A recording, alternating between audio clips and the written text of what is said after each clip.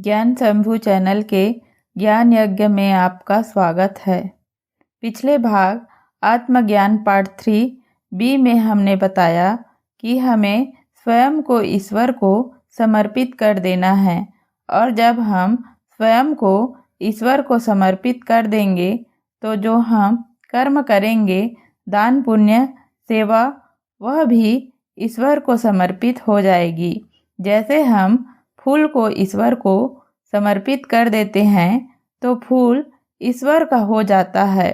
उसी तरह हमने स्वयं को ईश्वर को समर्पित कर दिया है तो हम ईश्वर का हो गए और ईश्वर हमारे हो गए।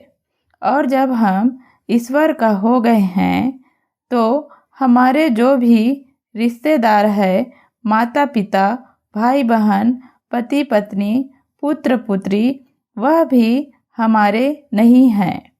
क्योंकि हम ही हमारे नहीं हैं तो हमारा कोई कैसे हो सकता है? क्या कहा हमने?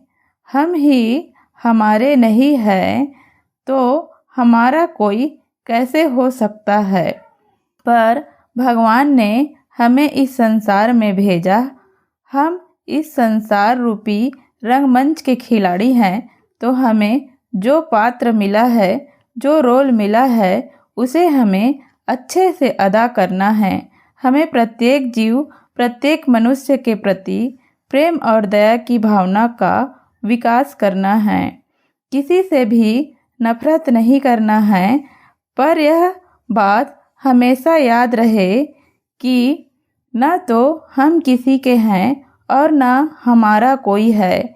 यदि हम किसी के हैं तो ईश्वर के हैं, और हमारा कोई है तो ईश्वर है।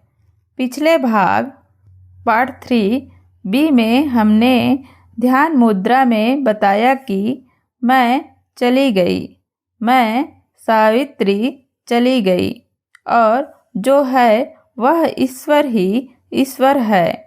तो मैं हूँ ही नहीं तो मेरा कोई कैसे हो सकता है? बताइए, मैं हूँ ही नहीं तो मेरा कोई कैसे हो सकता है? छत्तीसगढ़ी में कहते हैं मैं और मोर, और हिंदी में कहते हैं मैं और मेरा। यही दो शब्द माया है, अज्ञानता है, जो हमें पाप पुण्य जन्म मरण के चक्र में बांध कर रखती है, और हम भगवान से कभी मिल नहीं पाते, न जीते जी और न मरने के बाद। और जब हम इस दो शब्द मैं और मेरा के भाव को समाप्त कर देंगे तो हम जीते जी ईश्वर और मुक्ति को, और मरने के बाद ईश्वर, मुक्ति और मोक्ष को प्राप्त कर लेंगे। प्रेम से बोलिए जय श्री कृष्णा, राधे राधे। अब आज का ज्ञान सुनते हैं। स्वर्ग में भगवान नहीं मिलते, क्योंकि भगवान अपने धाम में मिलते हैं, और हमें उनसे मिलने के लिए पाप पुण्य जन्म मरण के चक्र से मुक्त होना होगा। पर ये तो हुई हमारे मरने के सही अर्थों में हमारे शरीर छोड़ने के बाद की बात। पर हम जीते जी भी ईश्वर को प्राप्त कर सकते हैं, उन्हें महसूस कर सकते हैं, उनका अनुभव कर सकते हैं। अपने भीतर आत्मा परमात्मा का साक्षात्कार कर सकते हैं। प्रैक्टिकल रूप में हम भगवान और स्वयं को जान सकते हैं। पर हम इसे बताएंगे अगले भागों में, और पूर्ण रूप से आत्मज्ञान पार्ट 4 में। तो यदि हम मोक्ष को प्राप्त कर लेते हैं तो वर्तमान कलयुग में हमारा दोबारा जन्म नहीं होगा, और हमें दोबारा यहाँ जन्म की चाह भी नहीं होनी चाहिए। आज देख रहे हैं आज कलयुग में क्या क्या हो रहा है। भाई भाई, पति पत्नी, पिता पुत्र एक दूसरे की हत्याएं कर रहे हैं। 20-20 रुपये के लिए लोगों की हत्याएं हो रही है। 6 माह की बच्ची के साथ दुष्कर्म हो रहा है। तो सोचो आने वाला कलयुग कितना भयावह होगा। तो इससे बचने का वर्तमान कलयुग में मोक्ष ही सर्वश्रेष्ठ उपाय है।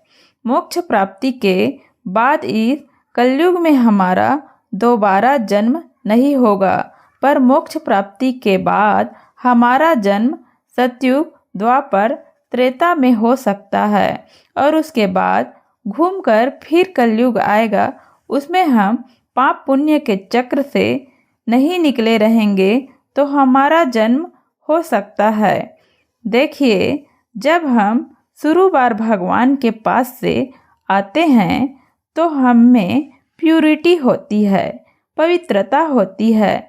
हम 24 कैरेट सोने की तरह शुद्ध होते हैं। पर जैसे ही हम पाप पुण्य जन्म मरण के चक्र में फंस जाते हैं और हमारा भगवान के पास जाना नहीं होता, तो हम में पूर्व जन्मों के अच्छे बुरे कर्मों के संस्कार आ जाते हैं, लक्षण आ जाते हैं, जिससे हम में अज्ञानता रूपी अशुद्धता, अपवित्रता आ जाती है। पर इस वर्तमान कलयुग में भी मोक्ष प्राप्ति के बाद भी हमारा दूसरा जन्म हो सकता है, यदि भगवान अपने किसी विशेष उद्देश्य की पूर्ति हेतु हमें इस धरती पर भेजे तो। जैसे तुलसीदास जी का जन्म से पहले ही भविष्यवाणी कर दी गई थी कि उनके जन्म लेते ही उनके माता पिता की मृत्यु हो जाएगी और वे जन्म लिए तो वे रोए नहीं, वे राम बोले। इसलिए उनके बचपन का नाम राम बोला था और वे विशेष उद्देश्य श्री रामचरितमानस का रचना किए और उनके ज्ञान के प्रकाश को इस संसार में फैलाए। उसी तरह गौतम बुद्ध की भी भविष्यवाणी जन्म से पहले ही कर दी गई थी कि ये सन्यासी होंगे। उन्होंने सत्य की खोज की और ध्यान और ज्ञान के प्रकाश को इस संसार में फैलाया। इस तरह तुलसीदास जी और महात्मा बुद्ध का जन्म इस कलयुग में विशेष उद्देश्यों की पूर्ति के लिए हुआ और वे जन्म मरण के चक्र में नहीं फंसे और सीधे भगवान के पास चले गए, परमात्मा में समा गए। ये जरूर सीधे भगवान के पास से आए थे, तभी इनमें इतनी प्यूरिटी थी, इतनी पवित्रता थी। तो ज्ञान का अगला भाग सुनते हैं आत्मज्ञान पार्ट 3C1 में। तो टेक केयर फ्रेंड्स। जय श्री कृष्णा। राधे राधे।